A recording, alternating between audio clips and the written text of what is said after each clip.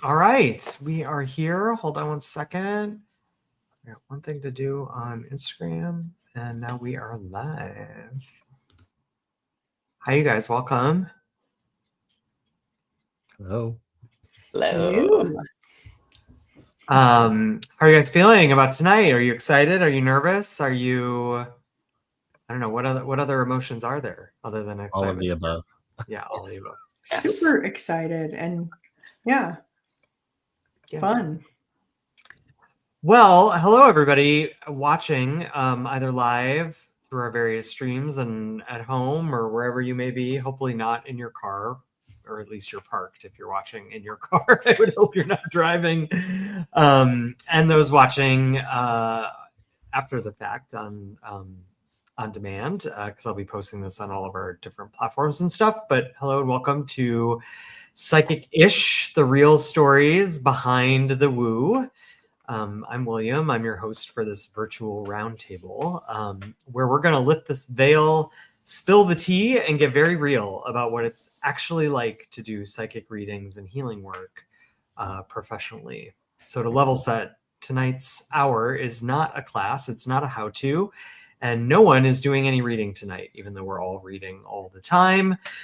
This is simply a space for a couple of us to get together and share some stories, the kind of stories that we usually share for after the client logs off.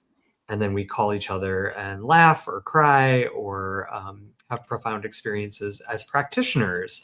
The idea for this kind of grew out of one of us here tonight who, I won't give it away too soon, had a very profound experience giving readings in sort of a semi-professional setting, and made me think about how giving readings can be just as transformative and healing as getting them. And I think a lot of times people don't know that or don't think about that or just don't realize it or don't hear about it. We all hear about it because we talk to each other about it as colleagues and friends. But I thought it might be evocative and fun to kind of show behind the curtain and let some other people in on those conversations too. So this is all about remembering kind of why and how we do this work and sharing that with others. So for the next hour, here's how it's going to go. I'm going to start by introducing our little round table of guests. So I'll come around to each one of you. You are all some of my favorite intuitive humans, and I'm so glad you're here. We're going to dive into a few themes: the wild, the weird, the touching, the chaotic, but all of it deeply human. I'm going to pose some questions to the group to respond to. We'll kind of maybe do like round robins and go around the room, give you all a chance to answer. We're going to make some time for questions that you might want to pose at the end to each other, or just other thoughts and comments you might want to share. So I'll open the floor up for a little bit. I'll also be posting a little bit in the live comments for those who are watching live. I'll be posting some prompts for them. I'm able to monitor that chat. So all of you guys watching at home, you can leave thoughts and messages and thumbs up and all kinds of stuff in the chat, and I'll incorporate those into the conversation as we go. We're going to wrap up with a little lightning round. I'm not going to give too much away about that, but we'll have some lightning round answers for some fun questions at the end for all you guys. And if you're listening at home or after the fact, feel free to laugh and nod along and, make your own Kevin Alistair face at some of the stuff that we're saying.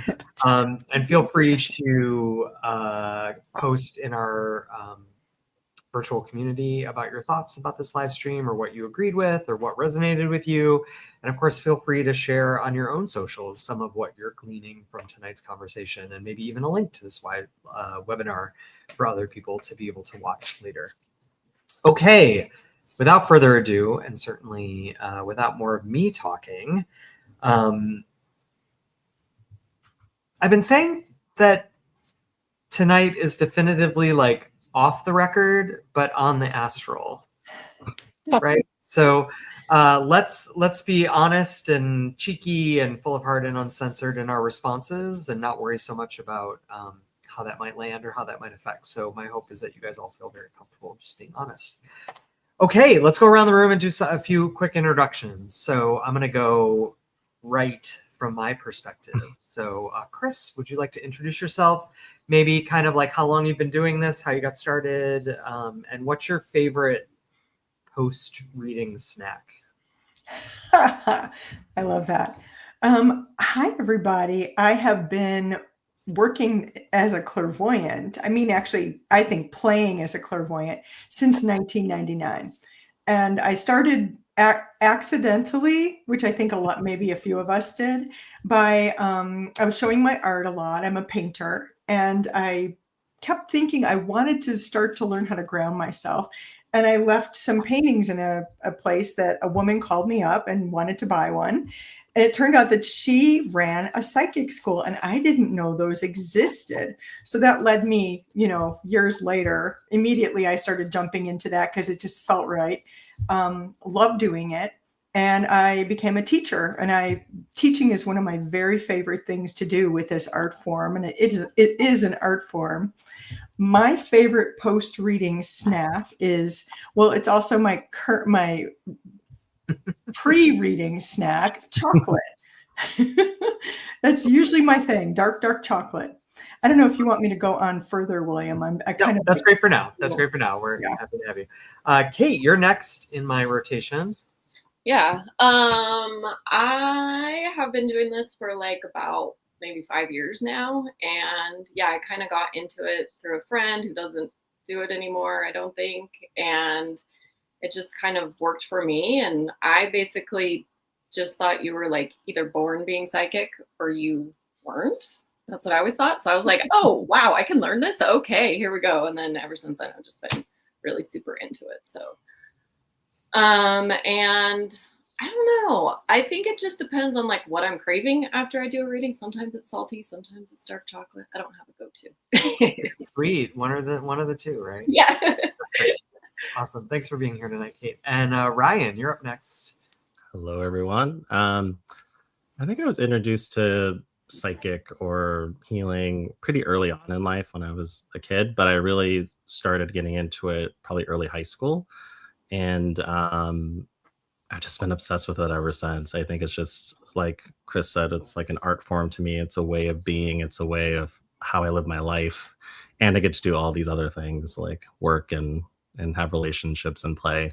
But yeah, I love giving readings. I love teaching. It's just the thing that I like to do in my life. But and I would say my favorite snack, I feel like it should be almonds, but it's not. It's like a Ben and Jerry's pint of ice cream.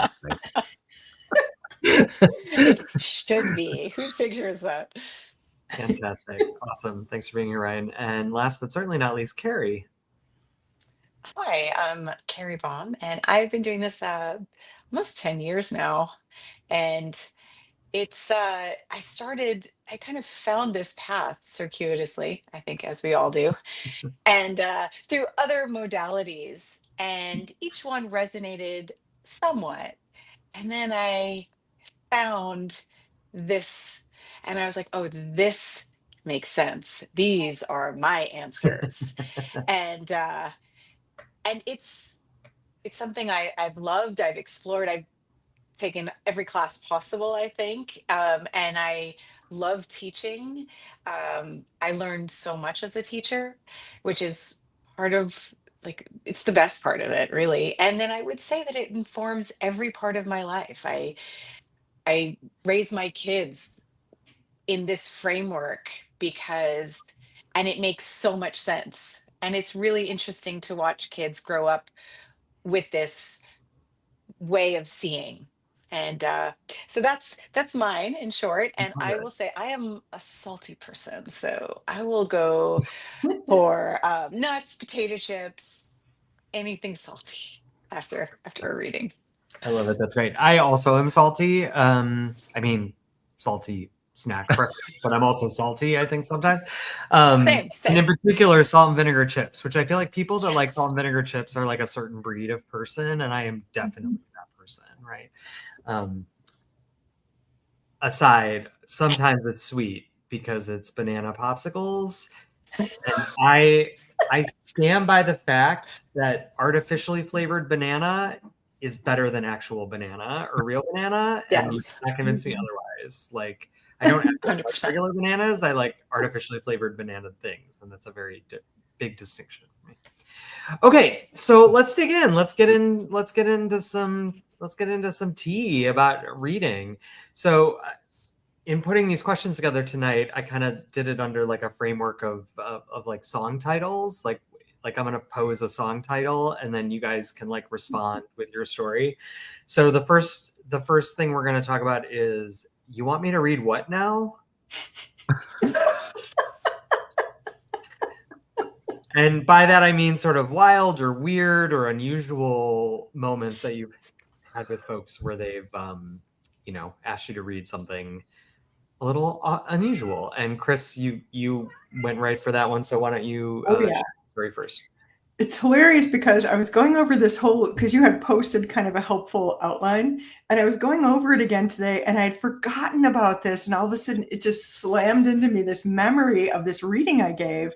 And I will have to set the setting for you. I was in my tail end of my clairvoyant classes, so I had been going through classes for about a year, and the place I was studying, we would sometimes do outdoor events, and we were doing one in Chicago at Pride Fest. And so we had a booth. It was actually the Halsted Street Fair, which was kind of like wild, right in the middle of that wild, fun neighborhood. And it was hot as could be. And I'm sitting there and I'm giving read. It was so much fun because here I am, like I've only been doing this about a year, and I'm getting to read person after person. And this guy sits down in front of me who's like wearing a black leather hot pants and a vest, but he has a whole body stocking that's like fishnet under it. And you have to imagine it. And he was totally owning it. He looked great. And all this, his hair is coming out through the fishnets.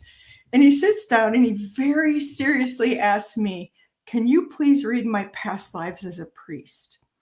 I mean, And I looked at it, I opened my eyes because I was like all set up. I'm all serious, and he was serious. Like he really wanted that reading. So I gave it to him, and it was so much fun. It was great. He had it. It was so good. But I was like, I would never have guessed that would ever have been like that setup. It was so wonderful. I learned so much about not judging what was happening so that I could just read. that's fantastic. Super Good fun. story. Anybody else? Who else has a story they want to share here? Ryan? Yeah, I can go.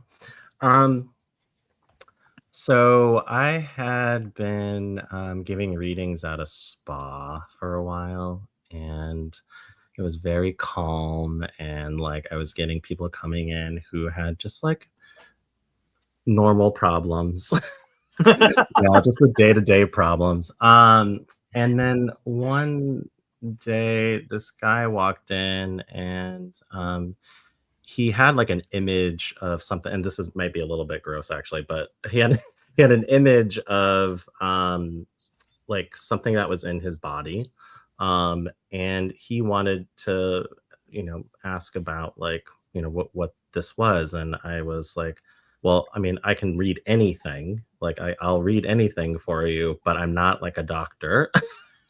But I read it for him, and it was an image. It was an image of like a worm inside of him, actually, which was really. So I was like, so this really isn't funny, but it was really grossed out. But I kind of laughed afterwards. I was like, oh, this is real. Like this is like whatever I'm doing here. Like it just got real because like somebody's coming in and asking me to read this. But I ended up reading it for him, and he came back in probably about 2 weeks later, and he let me know that like he was able to finally release this, whatever this worm was. He had been actually trying to release this for 2 or 3 years. So that was like an eye-opening experience for me, because I was like, oh, this actually like works. Like when you read something, the body responds, right? And so yeah, that was just a really interesting moment. Wait, so this was like a parasite, like an actual I like think worm? it was like, yeah, it was like a parasite. I can't get the image out of my head. It was really it was like almost like an X-ray of this thing. Wow. And I was like, okay. He's like, I've been trying to get this out for so long, and I was like, okay, I'll read it. And I don't remember what I read. I barely remember what I read after every reading, but for this one, yeah, it was just like when I did it, he said he he's been searching for a way to get this out, and 2 weeks later he came back and he's like, "Thank you so much, I released it." I was You're like, the one. "Okay, Ryan, great." Ryan the Worm Slayer. I don't know. I'm kind of into it. Yes. Yeah, that sounds great. Cool. I Thank you. see Well, a that's my growth story. sci-fi epic coming. The Oracle, Ryan the Worm Oracle. Slayer too. Kate, Carrie, either of you have anything you want to share on this one? Look, you know what? I don't know that I have anything like super specific that's like a really interesting story, but I think it's like when people come in for like super specific questions. Like somebody recently wanted me to read like exactly the details of like how someone had passed away, or like people coming in and wanting like a very specific look at like a very specific health issue. Those are the ones that always kind of light me up a lot because it's just such a specific question, you know? Yeah. Mhm. Yeah, I I always. Oh, go ahead, Carrie. Oh, Please. no, sorry, go ahead. No, you go. Oh, I was just gonna say, I think like one of the readings I really was at a loss for. Like, I guess, I mean, truly I was stopped in my tracks. Like, I don't know if I can read this, is I somebody came in and they asked me, they said they had gone to a concert and they made with a really, really famous band, and they made contact the lead singer, and they know that there was something there. And so they came in for me to read it and tell them how to connect with the extremely famous lead singer who this person knows is their twin flame. Carrie, I'm sorry. That's happened to me too. Me too. I've had that happen. And I'm like, Oh my Yeah. gosh. yeah, I'm like that, no pressure. Right. That's so funny. Yeah. I always think it's very interesting, like my you want me to read what now is when people pay me to read something that they could have just replaced for cheaper than the cost of like a reading with me, like found object kind of reading stuff where they're like, oh, I've lost, blah blah blah, the keys to my car, like whatever, and it's like, and you're paying a psychic $200 to, why don't you just go to the dealership and get a new set of keys? Like you know what I mean? Like it's like, I don't, Right. That's a funny example, but like sometimes when people ask you to read stuff and it's like, it would probably actually be more efficient for you just to go get a new thing. I don't know, but like, you do you. It's funny when people ask you to read. Okay, let's move on to our next thing. The one that read you. So what I mean by this is a session that you maybe read somebody or gave a reading to somebody and you feel like you actually got more of a reading than they did. Yeah. Can I say like that happens more often than Yeah, it's like I can't remember like a specific one right now, but I just know that I believe that like a lot of the times the person that's right in front of me is exactly the person that I need to be reading right now, and usually there's some sort of connection or some sort of not mirror, but like something there that sometimes I'm working through and that person is also working through, and that tends to be the thing that comes up, and I'm always surprised by that. Like I've been doing it for a long time and I'm still surprised every time, kind of thing. I want to add to that. You said it much better than I could find the words for exactly. And it's often it's just so effortless. And I think it gets more so the more we just, I mean, speaking for myself, the more I just have it. Like, oh, that was the thing I needed to look at that I wasn't looking at for myself or whatever, Right. So it sort of helps you maybe see your own blind spots or see where you might be stuck that you didn't even know until this person sits in front of you and asks you to say hello to them. So, yeah. Yeah, I that think- happened to me with like when I was offering like fate and destiny readings. So somebody booked one and somebody comes in, I'm all like lined up to do this like big fate and destiny reading. And they just asked me about their relationship. Like very specifically, but it was like exactly the thing that I needed to hear in the situation that I was in. And I was like, oh, so yeah. Wait, Kate, are you saying that reading was your fate and destiny? Maybe it was. I don't know that I blew the rose on the answer yet, but still, Totally. Yeah, cool. Anybody else have anything to add to that? Love it. All right, next on my list is I'm gonna call this one spiritual hygiene gone wrong.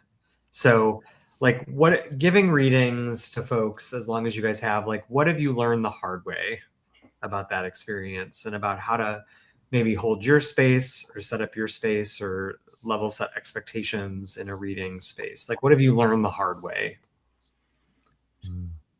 So many things.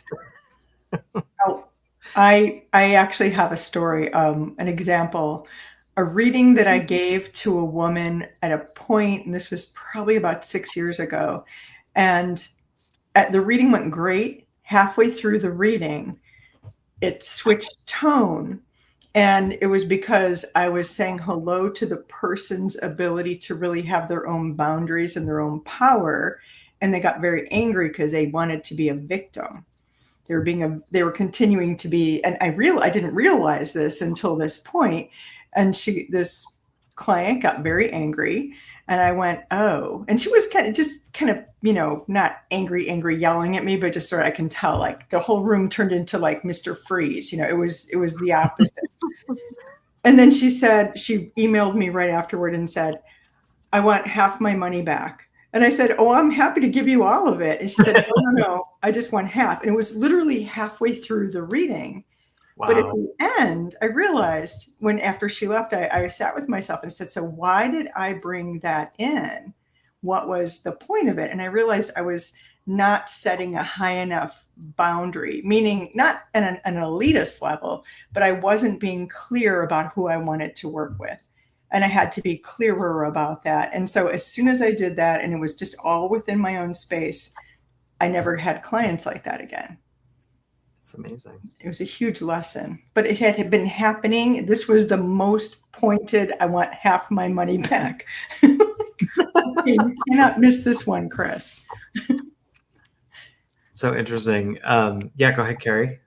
I think one of the key lessons that I've learned is to really set the expectation that I am not a fortune teller. Like, you are not going to get a fortune cookie out of me. I'm not going to tell you what's going to happen. And in the beginning, I was really, you handle so much pressure because you want to do a good job and you want people to feel like they got validated and that they got some answers. And somewhere I realized that if I could let that go, I could actually have the readings for myself.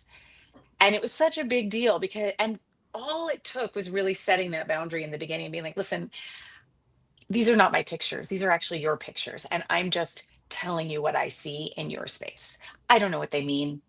So I can't tell you what to do with them. Yeah. And it really relieved me of the responsibility of the analysis, which is what we all want to avoid. Like, I don't want to analyze the pictures. I just want to read them from a neutral place. Yeah. I don't want to give you like what I think it is. And you probably don't want what I think it is.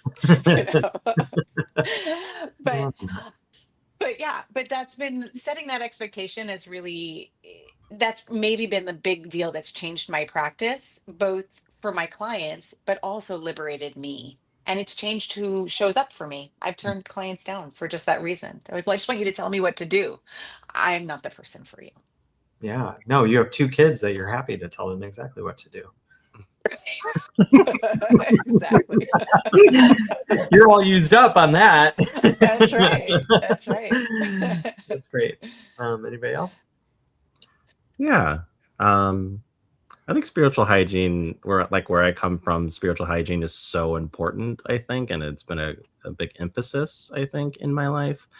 And I think one of the things that I learned along the way for me is that like I've gotten caught up in that over time, and so I would say in the last 10 years, I've been unraveling that, and so um, I think it's this balance that I've been trying to find, actually, of having, you know, good spiritual hygiene, if you want to call it that, um, and just like being present and like being there. So like one of the things that I do a lot is actually I do really like quick readings for people, like 10-minute readings, 15-minute readings, and it's really taught me like I don't necessarily have to be perfect, and like my energy doesn't have to be perfect for me to be psychic, if that makes sense. And so I trust that before I read, I'm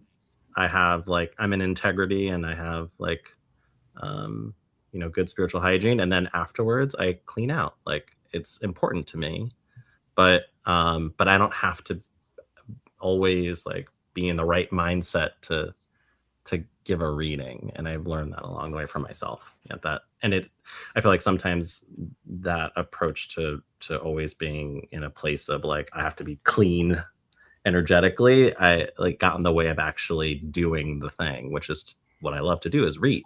So yeah, that's really cool. Yeah. Oh, sorry, go ahead, please. Oh no, I was just gonna say, yeah, I think it's a process for me a little bit in a way, because like, sometimes like when you're going to give a reading to somebody the day of, like you start to feel certain ways, or the energy starts to come in, and then yeah, it's kind of like a learning process of like, oh, that's this person's energy that's coming in. And sometimes if like they're wanting to read somebody who's like passed away or something like that, you just have to keep your space clean, right? So yeah, I think that's a learning process too. Yeah. This is going to be a kind of a loaded example, given that hygiene's in the title of the question, but I learned the hard way that sometimes you have to like really be clear in your like booking notes and stuff about like boundaries, like we're talking about and all that kind of stuff. I will say probably the strangest reading situation I've ever been in. I had a woman come in. This is when I was giving in-person readings. And I had a woman come into my office and sit down, and we were like halfway through the reading. And there was like a lot of commotion. Like, I have my eyes closed, I'm in meditation. And then there was like a lot of rustling, I'm like, what's happening in here? So I like open my eyes and I look, and she's standing up and literally taking her pants off in my office. Apparently her jeans were too tight and she was very uncomfortable. I don't think it actually had anything to do with her jeans being too tight. I think she just was like kind of very stimulated and had nowhere to put that nervous energy, so she like kind of had to do that. But she literally like, I don't know, slipped her pants down and then sat back down. And I was like, okay, so now I got to add to my reading notes, like, please do not disrobe in the session room. Which, who would have thought you'd have to put that in a psychic reading? Exactly. Anyway, lots of fun Noted. Stuff. Okay, I've got a couple of comments here in the chat, so we're gonna take some questions. So first one comes from Kiki. Were you doing readings before you could do them on the internet, only in person? And how is it different as a psychic to do those readings online and in person? That's a great question. Yeah. Who wants to go first? I feel like it's a Chris question first. Well, I mean, you have been doing this since 1999, Chris. So perhaps I got to do a lot of readings in person. Like I would never have had the experience with the gentleman in the mesh bodysuit if it wasn't in person. But that's like how I learned how to do it.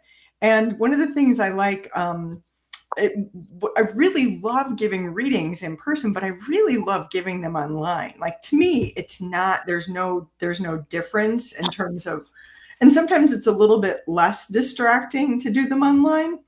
And it's easier, I have found over the years, on my body sometimes to do them online. But that said, I also have done a number of events over the years. And in fact, I just did 2 earlier this year, and they were so much fun. and they were in like big events in a big place. And, you know, there's a woman I've become friends with here who has her own company where she brings in different psychics to give readings. And it's really good. It's really good energy. It works really well for me. And I just enjoyed it so much, but it was a different kind of experience. I really enjoyed it though. Anyway, I'm not going to go back to doing one-on-one in person anymore, I don't think, but events I'll do once in a while. Interesting. Yeah. Who else? I can add.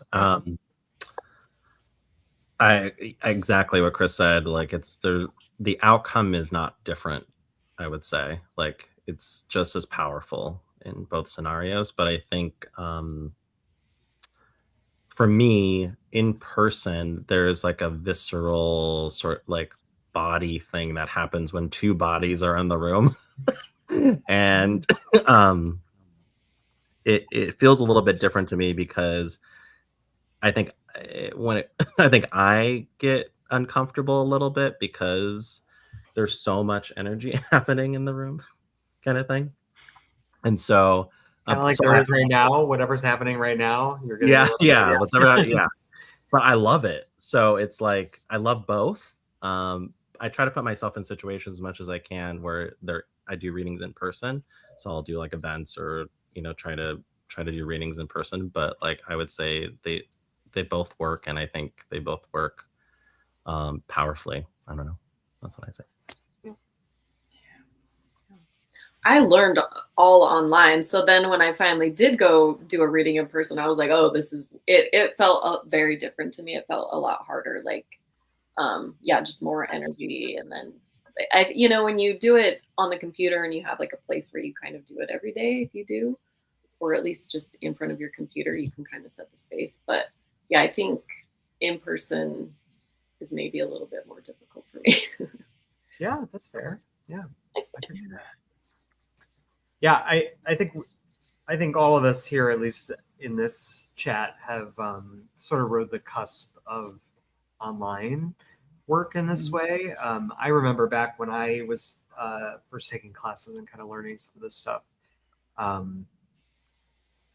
They like brought in like an iMac and put it on a chair in the front row of the class as if it was like a person, and then like you could only see the teacher, but there was like a full room of people. Like it was just very like it was all very like how are we gonna do this? But it's funny because even back then I remember being kind of a little bit ahead of the curve or kind of at the forefront of that because I was living in San Francisco at the time, and the place where I was kind of studying was here in Chicago. And I was like, no, just put the computer in the room. Like I was like, it's so easy, just do that. And they were like, this is so weird. And I was like, no, this is.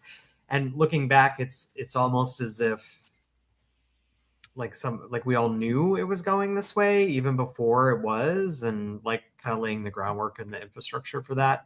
It's also funny to me how online readings and meditation or healing, like whatever it is, has kind of mirrored and was to me in front of business doing that, right? So now even in my professional career, I work fully remote, and most people do, I think, at least in my industry.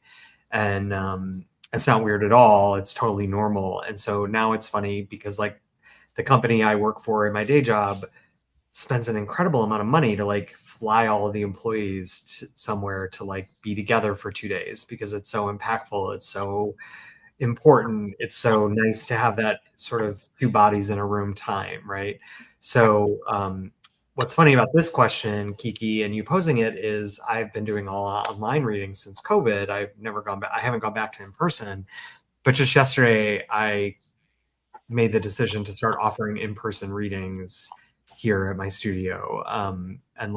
But that's a premium now, right? It's a different value proposition. It's a different level of energy you handle when you do that. You can't just like go to a meeting, spend 10 minutes running energy or grabbing a snack and then jumping on and doing a reading. It takes time to set up the space and to set your energy and make sure everything's right. Last thing I'll add to this, the one thing I do not miss about giving readings in person is like parking instructions. Oh my God, the level at which people could not manage their own parking. Do you guys remember this? Oh yeah. be like, where do I park? And I'm like, I don't know. You're an adult. It's a major city. Like, figure it out, and I'll see you at 2:00. Like, I like just the level at which like part of that in-person management meant you had to sort of be responsible for how they got to you. Feels so funny and foreign now, right? Like, doesn't that feel so foreign to have to even have your attention on that? No, you just have to send a link. Yep. Right. I And know. occasionally we have to do a little like IT support for Uh-huh. that. I mean, that does happen. That's Yeah. true. That's true. Which is okay. Yeah. But it's definitely not parking guidance or traffic or do you know the best way to get to like Yeah. no. They- Wait, Yeah. I thought it was on Zoom. Right. Right. I guess it's just a different set of problems, right? Yeah. Awesome, cool. We got some more questions in the chat. This is so fun.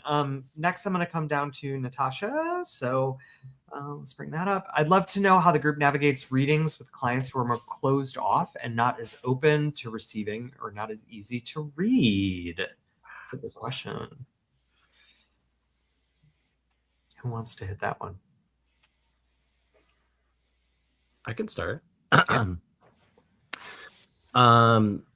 I think it's just I think something that Carrie said earlier, but I think it's about bringing people along. I think it's setting it up in a way where people know what's happening. I think that's one of the things that I think sometimes there are readers out there, and maybe they don't know what's going on, and they just want to be in the know a little bit. They don't need to know what's behind the curtain, but it's certainly important, I think, to kind of let them know the basics of what's happening. And so a lot of the times when I do readings, I'll take them step by step. Like, this is why I'm reading the color, or this is why, like, and it doesn't have to be very long. It's just like a touch point. And so there's a groundedness to the reading versus like, yes, we're reading all the spirit guides, but like, what does that mean? Or we're reading about a relationship and something comes up and it's like, well, you can kind of bring them along in a way that supports, not necessarily like have their experience, but like just to help ground what's happening in a way. And then like the last thing I'll say about it is like when clients are closed off, it's not about proving anything or trying to make it better for them in a way, but it is about sort of recognizing like in the moment, like how open or closed off are they, and it's kind of discerning like how far do you go, or can you say certain things, and it's a skill set actually, like to really be able to hone in on the language and what you're saying. You can't always necessarily say, again, like the aliens are coming down and they're taking over, like it just doesn't work, because then they're going to be closed off, right? So it's setting them up for success by Taking them along. Yeah. Cool. I want to add. Oh, sorry. Go ahead. Oh, thank you. No. I want to add to that by saying, sometimes I'll do that same thing, which is be really gentle and go and sort of explain a little bit as I'm going, because I'm not trying to talk over their head. I'm not trying to do something that is sort of just so completely outside of what they're able to have in the moment. Also, I've realized, and I think that we all have, once you do this for a while, you start to see that sometimes it's really, really weird for someone to receive a real direct hello. And that's kind of what we're doing, is we're saying really hello to that person and not to who they are that others say hello to so much as like, which may not be them, but really who they are, and not judging it. It's just simply, I see you. And it might be so shocking sometimes for them that, I mean, that's the point of being gentle. I don't think anybody's wrong. I just think that if somebody, the way I figure it is, if someone's sitting in front of me and they came to me for a reading, they have an agreement to be said hello to, because they decided to sit in front of me. I'm going to say hello to them. Right, like they must want that on some level, even if it's hard for them, right? So how do you have like a little bit of grace for that, right? And compassion, that it might just be very difficult. Yeah. Carrie, were you going to add something? I was going to say sometimes, and there are a couple things. Like sometimes, especially when you're starting out, you do encounter a little bit of a prove it when somebody's kind of reserved. Like I'm not gonna. I was at an event and I had somebody say, "I'm not going to tell you anything," and she's like, I wish. And then they were very quick successive readings, and then she said, I wasn't going to tell you anything, but then you read everything, so now I'm just going to ask questions, and now I'm going to empty it all out. Like it's like all of a sudden she's like holding her cards so close, and now she's like, I'm emptying her purse at me. So that happens. You do encounter that, and you kind of have to let go of that prove it. But the other thing I will say is that I think sometimes you get people who are scared because they're like, what do you see? Do you see everything? And they feel quite naked and vulnerable. Like, do you see everything I'm ashamed of? Do you see things I don't want to talk to you about? Mhm. Do you see things that I don't want anybody to know about? And it helps to say, like, there are limits to what I'm only looking at what you are asking me to look at. Yeah. Like this is an agreement that involves your permission, and I'm not looking to expose you in any way. I don't even see what you are really holding back for, and maybe I do see it, but that's not what I'm searching for. And when you are reading from a place of permission, like what do you really at a spiritual level want me to look at? You'll find that the person you're reading is very much in agreement with what you have to say. Interesting. Yeah. Yeah. Yeah, I would add to that. Like I try to add humor to it and just keep it light and keep the people comfortable, I guess. And then kind of speaking to that, like sometimes those readings are harder to do. So then I always like go back to my tools and go back to myself and just really make sure that I have my space. And then like Carrie was saying, like getting rid of that doubt or like responsibility that gets in the space. Yeah. Prove it energy. Yeah, I think you have to look at it like I was just sharing a story related to this the other day. You have to look at it as any relationship. Since we're being raw and candid here, a couple months ago, I started going to therapy. I haven't been to therapy. Like, I don't even think I've been to therapy. I don't know that I've ever really gone to therapy. I think I saw a therapist like in my teen years for like a little bit, but like not since then, right? But I need some help like navigating some stuff personally. So, and it's nice to have an outside perspective. And I mean, I love getting readings from you guys, but sometimes I'm like, it's like enough. I just want somebody I don't work with or live with or know to like, tell me I'm not crazy or that I am crazy. But anyway, like, I've been seeing this therapist for a couple months and we've developed a relationship over that time. And just in my session with him last week, he said something to me and I was like, oh, you know me well enough now to say that. And I could tell that it was like a shift in our relationship that had space for that had been made over time, right?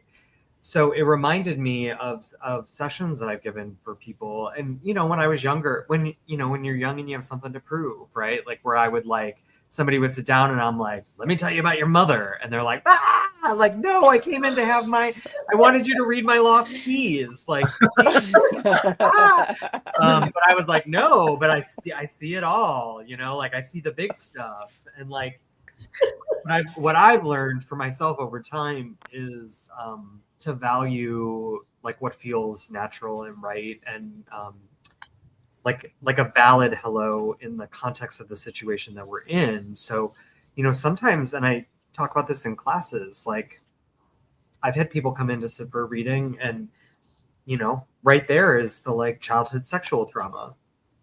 Yeah. And it's like, yeah, I'm not saying hello to that today. Like that, it doesn't feel appropriate. It doesn't feel appropriate to me. I don't have a level of intimacy with this client or this student or this person that matches that hello, right? And so my tactic on that is usually like, okay, great, that's here. Well, how is that affecting these other things that are maybe a little easier to say hello to? And then if that client comes back for a second reading and maybe a third reading, or maybe they take a class and we start working together, there will be a point in the relationship where it's like, well, now's the time. and I think as a sensitive, you kind of sense when the relationship has sort of locked in that way, and when it like feels like the right hello for that time. Yeah.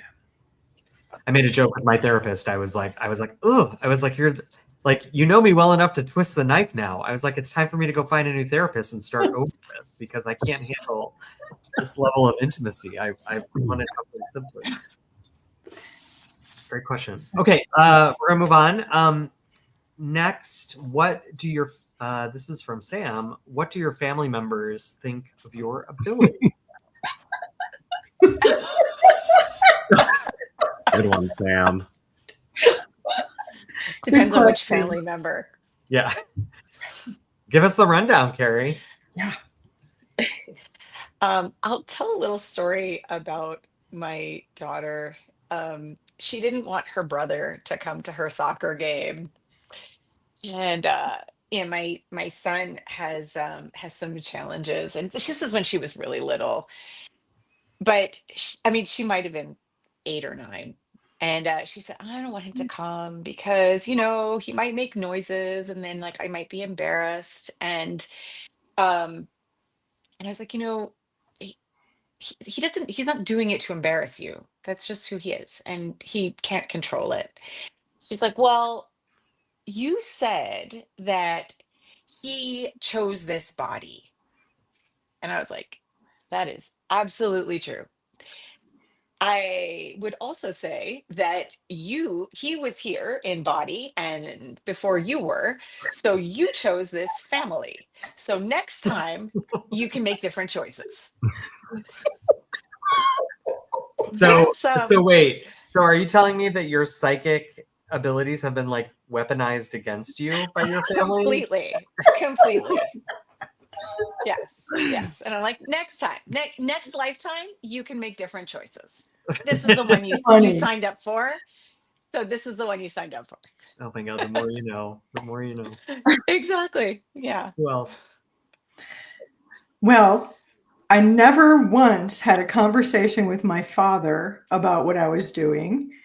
And he's not in a body anymore, so we can talk all we want. Doesn't have the same resistance attached Doesn't to have the it. same resistance now. And my mother, she actually started competing with me because she was such a medium. But it was very funny because we still couldn't have a real conversation. I mean, I was raised Catholic, so there was that whole thing. But my siblings, especially my sisters, are actually pretty cool about it. Like they're fine, but they're kind of scared. It's almost like everybody's sort of like this. Like, wait, is she looking at me right now? But then I have cousins who are really into it. And it just really depends on the person. And it's actually helped me a lot, so much to learn how to do this, to be able to see them and see them with more with less judgment, more gentleness, to be able to read that energy. So, yeah. Super cool.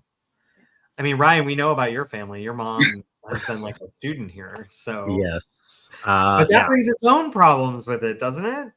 Yeah, I mean it can. Yeah, I think it's been in my life for a long time, so it's definitely like you can't get away with anything. But I would say my family is actually like we talk about energy stuff all the time, and even my sister, even though both my sisters don't necessarily practice, but my sister goes, that thing you do, that kind of thing. But yeah, I think it's always been something in our family. Maybe it wasn't called psychic, but it was definitely a thing where that was swirling around, whether it was talking about spirits or ancestors or or having dreams that were prophetic in some way or felt that way, things like that. But can I pick at that for a second? Yeah, because I think a lot of people who like embrace this picture of being psychic and kind of the tools and the language of it, like I think a lot of them wish or think that their lives would be easier if just like everyone was psychic or if their families were psychic. Like, what's a challenge that comes from that, Ryan, in a family dynamic or a group dynamic where everyone's into that? I think That's a good question. I think there is because it is so present and there, I think there's not a lot of room for maybe a different way of thinking about something. I think because it's been prevalent in my life, I think I'm not saying that it's harder to learn something new or anything like that, but I think there is a thing about, oh yeah, like I'm certain about that, like, or like this is how it is, right? So like we don't Yeah. really need to change something, but it's like so I've had to really like unravel that and kind of learn ways to look at things, not necessarily always through the lens of being psychic, but actually using other aspects of myself to figure things out. Like it's not always about reading the energy of something, or like there is also like you live your life and you work and you do all these things, and you like I bring the psychic stuff to those things all the time, but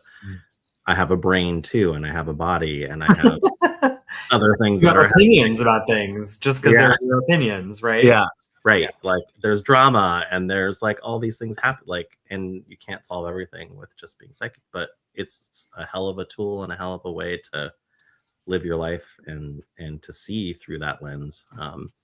But it's also can be overwhelming because I think there are other ways to live, and so.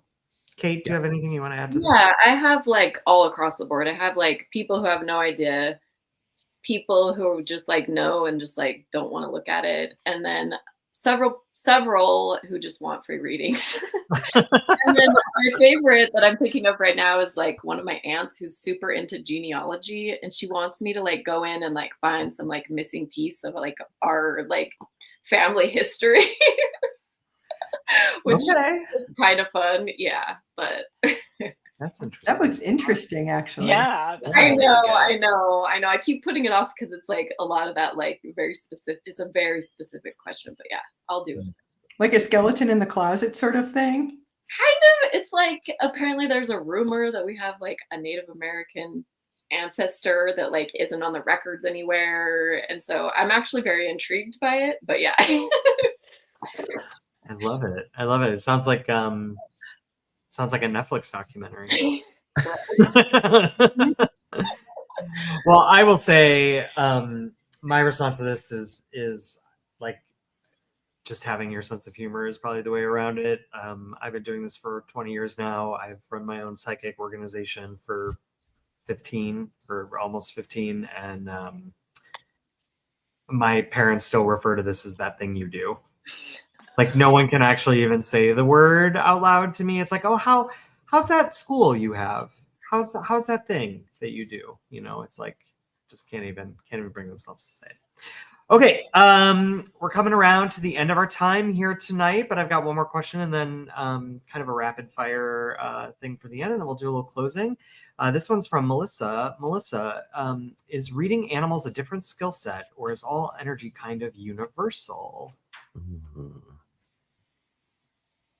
Any animal communicators at the table here tonight with us?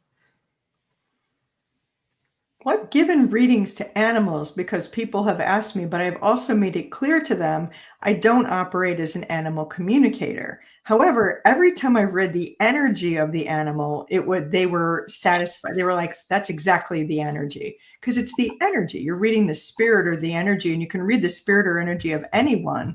The thing is that the animal cannot argue with me about this.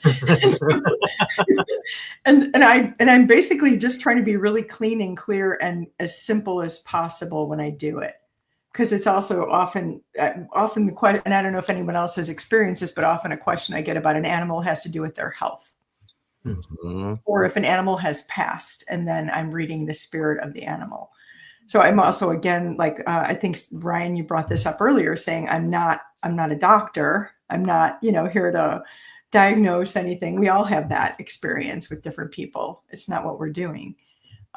But yeah, looking at the spirit or the energy, it's really fun. It's really interesting to look at animals. I love that.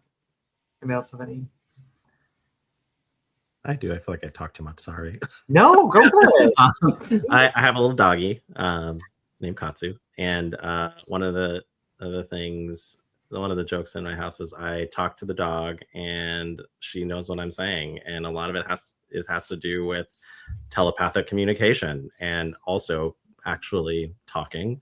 But like I think that, like Chris said, like you can read the energy and you can connect in that way, and it doesn't necessarily have to have a certain skill set, but there are skill sets that you can use to be able to read animals and things like that. But clairvoyance works for pretty much anything or everything, actually. So you can always just use that. But there are different ways you can work with animals.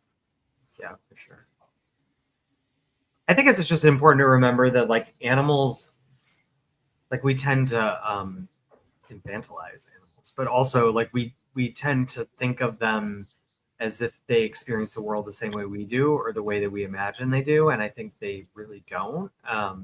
Their priorities are different, their agenda's different, the way they want, the way they need, the way they love is oftentimes very different. And so the thing I always look for when I work with my own animals or with others is trying to find that real neutrality of like, what is really this animal's essence and their agenda and their like, what are they trying to get out of the experience rather than what we think they should want out of the experience, right? Yeah.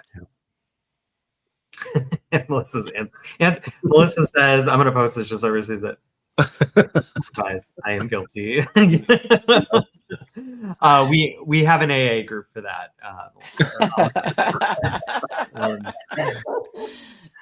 Super cool. All right, well, rapid fire. We're just gonna do like a little round robin thing here at the end, and then I'm gonna do a little closing, and we'll get ourselves out of here. But what is one myth about psychics that you would like to retire forever? Or you find patently untrue and you wish people did not think or know or... Yeah, Chris. That we are super psychic 24/7 and reading people all the time. I don't want to read you all the time. No, I don't want to read myself I just want to sometimes be mindless and get lost in a book or a movie. Yeah. But then I'm reading it. So I like to read all the time, just not you. I'm not walking around. Let's let your partner know that. Not picking apart the world 24, like looking at things, and yeah, it's exhausting to do that. I love that. Who else? That we can talk to anybody that's passed away. Yeah. Yeah. There's like a lot of pressure. My grandparents they're out. They don't want to talk to us. And everybody's like, Right. Why? Like I was like, I don't know. And they're like, well, maybe you're not very good. And then they have gone to like one of the most famous mediums. And they're like, yeah, she had nothing for us. Like, I'm telling you, they're out. They've moved on. Yeah. They've moved on. They're done talking. Yeah. You already said it. What? Done with your bullshit, and they have moved on. They're like, all of you need to grow up. Awesome. Kate, Ryan? I think, I already said it, but mine is really just like that you're either born with it or you're not, I think most like people think that it's just this gift that you're born with and that you can't learn it. And that's obviously not true. Yeah. Yeah. And I would add to that to Kate's, which is like that it's a talent or that it's something special or that you're special. When anybody can read and anybody can heal. And it's actually a thing that all humans and living things do. Yes. Awesome. Yeah. Can I just say one thing? Yeah. I just think the thing that sets us apart is that we really work at this. We really do this with great intention and our own attention. We give a lot of time to working this practice of ours so that we are good at what we do, so that we can feel confident as readers. It doesn't matter if you're a natural, but it still takes practice to be clean and neutral and to not take every reading with you, into the rest of your life. There's a lot to it, and we give a lot of our time and attention to that. Well said. Yeah, mine kind of ties a couple of those together, which is I remember once early in my professional practice, I had somebody sign up for a reading, and they came in for the reading. And one of the first things they said when they sat down was, so when I booked online, did you make me put my full name in because you went and researched me on Google? And I was like, no, you're not that interesting. And I was being sassy because he was being kind of a jerk, but like, I mean that. Like, people who look at this as and of course there's people out there that do not have your best interest in mind, and who I can't speak to what other people do, but what I know, kind of what you were saying, Carrie, and Chris, even what you were saying, is like, why would I go through all this effort and all this hard work and put myself out there the way that I'm putting myself out there in this to like scam you out of $100? I like why would I do that? Like the value of that is not worth the effort, right? And so I just really wish that people could recognize that, like, yeah, there's scams out there. Yeah, there's people that don't have your best interest in mind. There's people, nefarious actors, right? But that, like, I ordered some crap off Instagram and it showed up and it wasn't anything like what I thought I ordered. And like, I don't know, I just like threw it in the garbage. Sure, I could have like fought them for my $22 back and like tried to find the people in China to give me my money back and like done the, but like at the end of the day, it was like, yeah, it's just easier for me to like throw this crap in the garbage and like, oop, I got duped. Great. But does that mean I'm not ever going to order anything off Instagram again? No, that's how I buy everything in my life, is on Instagram. So like, just like get over it and move on and like find the thing that does work for you. Yeah. Cool. This has been so fun. Yeah. Thank you guys so much for being here tonight and participating in this, and everybody that's been watching and submitting your questions and your comments. I've been watching them all in all of our different feeds. I really appreciate it. Just super thank you to all of you for being brave and hilarious and wise and honest tonight. Super appreciate it. And for everybody that tuned in, thank you. Tonight was meant to remind us like kind of why we do this and lift the curtain and show some people kind of what it means to us and how seriously, as Carrie said, we take this, and how much of our heart and passion and enthusiasm, and just like Olympic divers, like we're out there training all day, every day, to make sure that we can show up at the next event ready to do our best work and to have something magical for ourselves and for you. So thank you all for being here. I'm going to post this in the community library later tomorrow. So this will be available to stream on demand for anybody who wants to rewatch it, or if you want to send it to friends and other folks who might be interested. And if this event lit something up for you just by watching and hearing some of these stories be shared, I hope that you'll post it, not just comments in our community, please, but also on your own socials and share it with people that you know. Yes.